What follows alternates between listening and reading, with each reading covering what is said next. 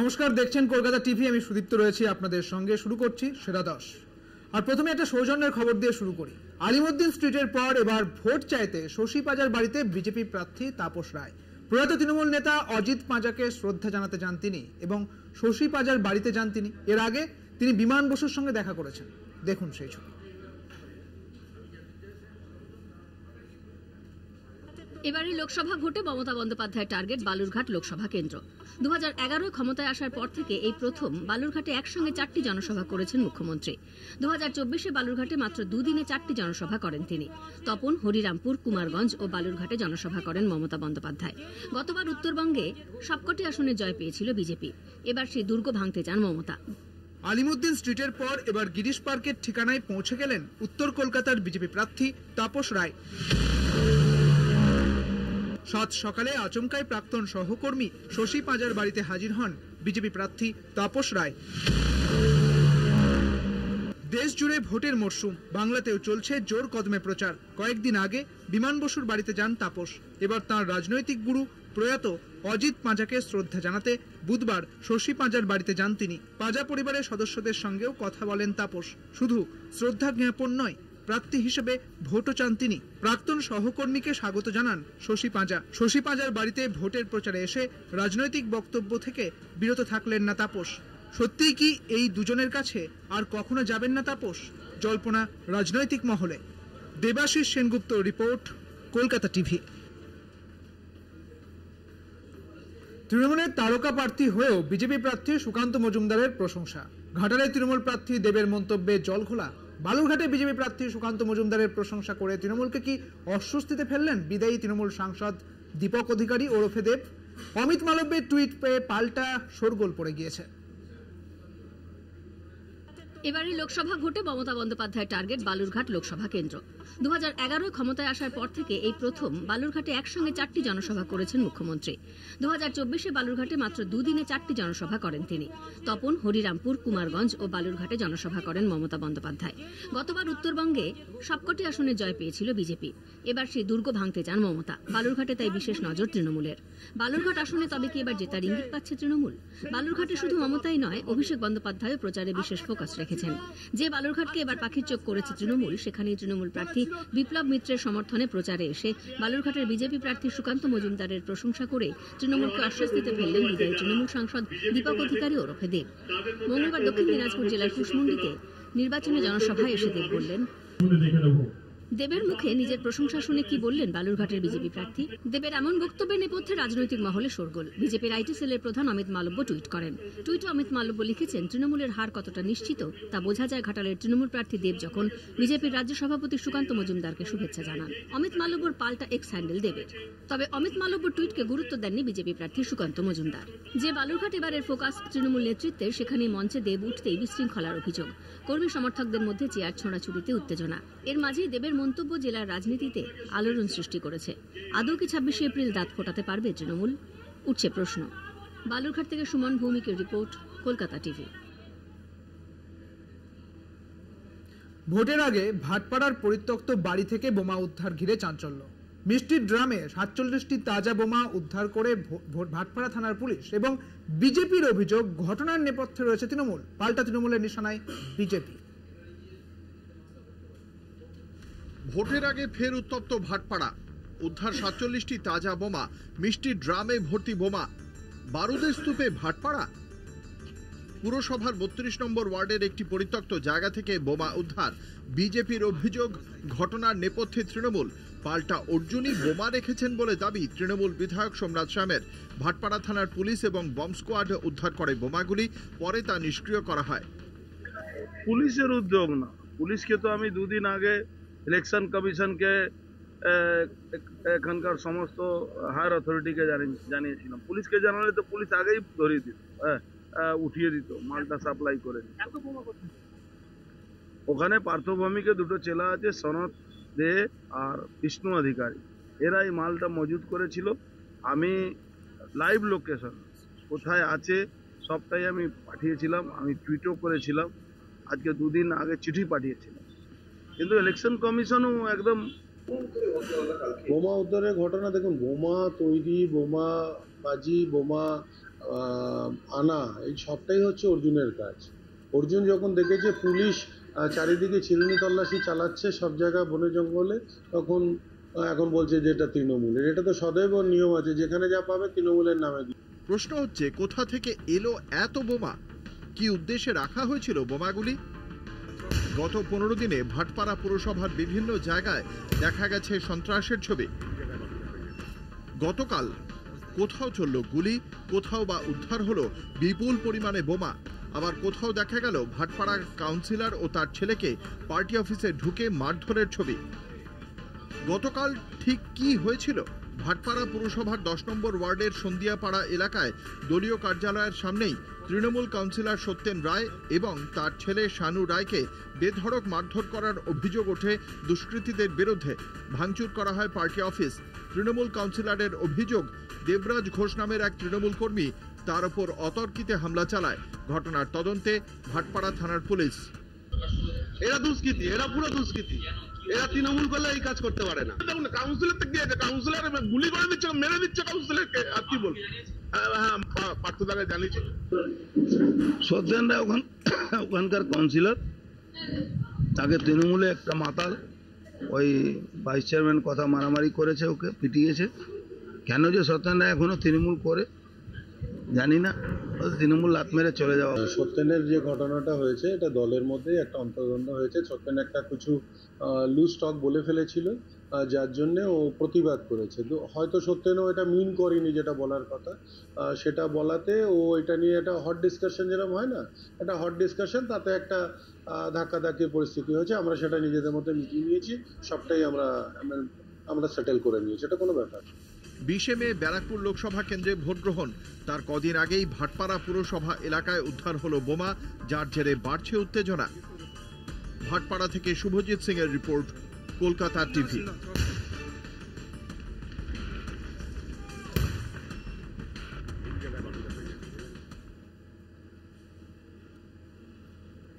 ভোটের আবহে ফের প্রকাশ্যে বিজেপির গোষ্ঠীকন্দল।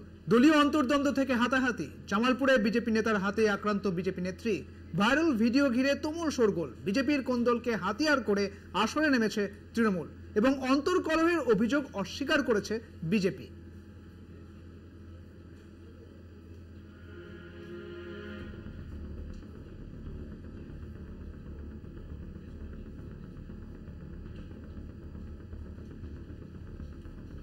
লোকসভা ভোটে তৃণমূলকে উৎখাত করতে আসরে বিজেপি। সংগঠনের ভিত নিয়ে রাজনৈতিক মহলে নানান প্রশ্ন উঠলেও লড়াইয়ের ময়দানে তৃণমূলকে এক চুল জায়গা ছাড়তে নারাজ পদ্ম শিবির। এই আবহে গোষ্ঠী কোন্দলের জেরে মুখ পুরল বিজেপির। দলের অন্দরের কোন্দলই পৌঁছল হাতাহাতির পর্যায়ে।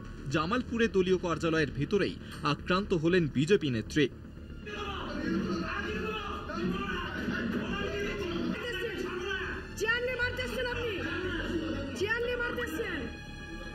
আক্রান্ত নেত্রীর নাম সৈয়দ সেরিনা খাতুন। তিনি বিজেপির বর্ধমান পূর্ব সাংগঠনিক জেলার সহ সভানেত্রী তথা জামালপুর বিধানসভার ইনচার্জ। বিজেপি সূত্রে খবর, মিঠুন চক্রবর্তীর প্রচার কর্মসূচির প্রস্তুতি বৈঠক চলছিল, কিন্তু কোনো একটি বিষয়ে মতবিরোধ হওয়ায় সেরিনা খাতুনের ওপর চেয়ার উঁচিয়ে চড়াও হন দেবকুমার বিশ্বাস। তিনি জামালপুরের বিজেপি নেতা, পেশায় স্কুল শিক্ষক। গোটা ঘটনায় শুরু রাজনৈতিক চাপানুতর। বিজেপির অন্তর্দ্বন্দ্বকে হাতিয়ার করে ময়দানে তৃণমূল, যদিও গোষ্ঠী কোন্দলের অভিযোগ উড়িয়েছে বিজেপি। এই মুহূর্তে লোকসভা নির্বাচনের যে প্রেক্ষাপটে দামামা বেজেছে, যেখানে প্রত্যেকটা রাজনৈতিক দলই তারা কিন্তু প্রচার চালাচ্ছেন ব্লক স্তরে এবং জেলা স্তরে বিভিন্ন জায়গায়, সেই প্রেক্ষাপটে দাঁড়িয়ে থেকে এই যে ভাইরাল ভিডিও নিয়ে কিন্তু ইতিমধ্যেই রাজনৈতিক মহলে কিন্তু চাঞ্চল্য ছড়িয়ে পড়েছে। পূর্ব বর্ধমানের জামালপুর থেকে কুণাল চট্টোপাধ্যায়, কলকাতা টিভি। একটা ছোট্ট বিরতি নিয়ে ফিরছি, সঙ্গে থাকুন।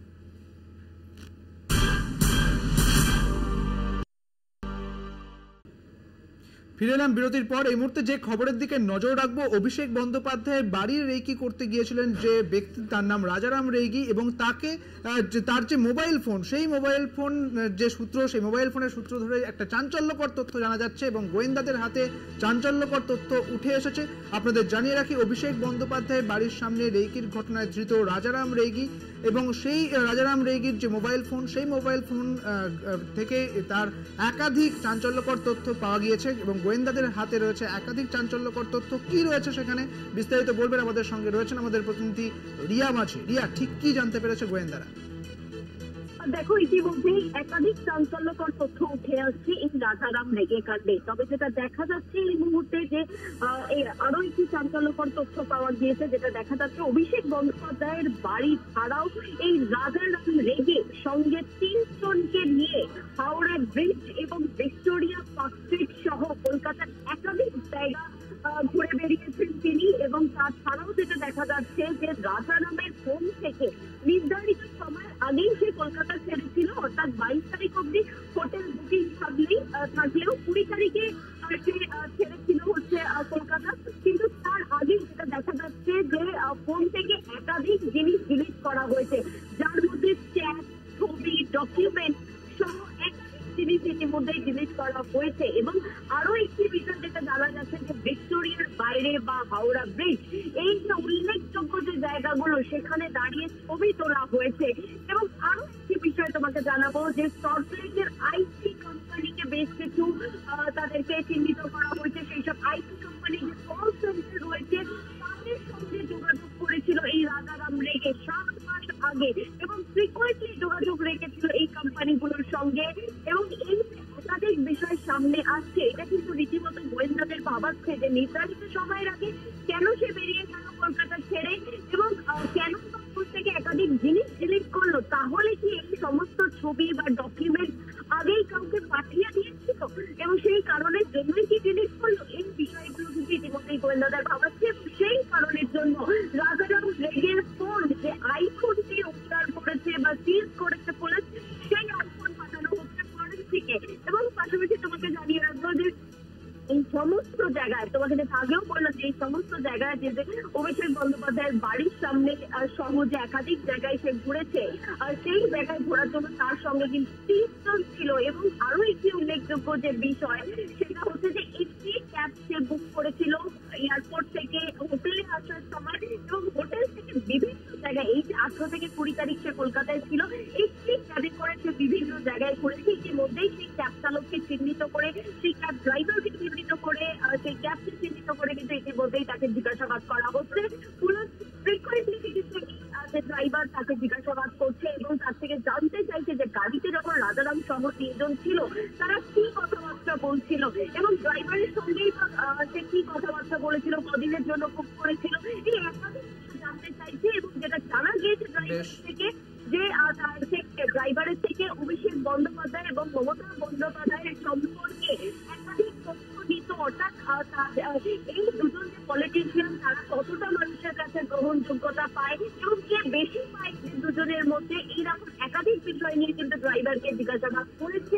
এবং মূলত টিএমসি অর্থাৎ তৃণমূল কংগ্রেসকে নিয়ে উৎসাহী ছিল এই রাজারাম রেগে এবং এই বিষয় নিয়ে জিজ্ঞাসাবাদ করেছে ড্রাইভারকে, এমনটাই কিন্তু জানা গিয়েছে ড্রাইভারের থেকে। একদমই ধন্যবাদ রিয়া তোমাকে, আমাদের সঙ্গে ছিলেন আমাদের প্রতিনিধি রিয়া মাঝি। আর এরপরে এই তদন্ত থেকে আর কি উঠে আসে সেদিকে আমাদের নজর থাকবে।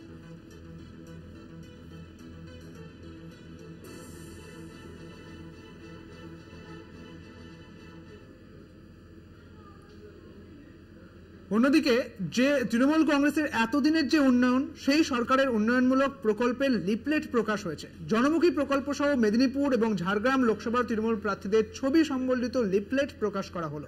লিফলেটে প্রকাশ্যে শাসক বিরোধী চর্চা দেখুন। এবার লোকসভা নির্বাচনে তৃণমূলের হাতিয়ার 13 বছরের উন্নয়নমূলক কাজের খতিয়ান তুলে ধরা। সাধারণ মানুষের কাছে উন্নয়নমূলক কাজ পৌঁছে দিতে প্রকল্পগুলির লিফলেট প্রকাশ করা হয়। মেদিনীপুর শহরে জেলা তৃণমূল এবং জেলা যুব তৃণমূল নেতৃত্বের উপস্থিতিতে জনমুখী প্রকল্প সহ মেদিনীপুর ও ঝাড়গ্রাম লোকসভার তৃণমূল প্রার্থীদের ছবি সম্বলিত লিফলেট প্রকাশ করা হলো। একই সঙ্গে বিজেপি সাধারণ মানুষের জন্য কি করেছে তারও উদাহরণ তুলে ধরে কটাক্ষ তৃণমূলের। দিলীপ ঘোষের ঘাঁটি বলে পশ্চিম মেদিনীপুর জেলাতে কিছু নেই। সারা পশ্চিমবাংলায় যদি কারো ঘাঁটি থাকে সেটা তৃণমূল কংগ্রেসের ঘাঁটি আছে। আর দিলীপ ঘোষের যদি ঘাঁটি থাকতো তাহলে দিলীপ ঘোষকে দল এখান থেকে সরিয়ে দিল কেন, অন্য কোথাও ক্যান্ডিডেট করলো কেন? শিক্ষকদের চাকরি বাতিলকে হাতিয়ার করে কটাক্ষ বিজেপির। 25শে মে ভোট মেদিনীপুর ঝাড়গ্রামে, প্রার্থীদের ভাগ্য নির্ধারণ করবে সাধারণ মানুষ। উন্নয়নের নিরিখে মানুষ কাদের পাশে থাকবে তা বলবে সময়। মেদিনীপুর থেকে সঞ্জীব দাসের রিপোর্ট, কলকাতা টিভি।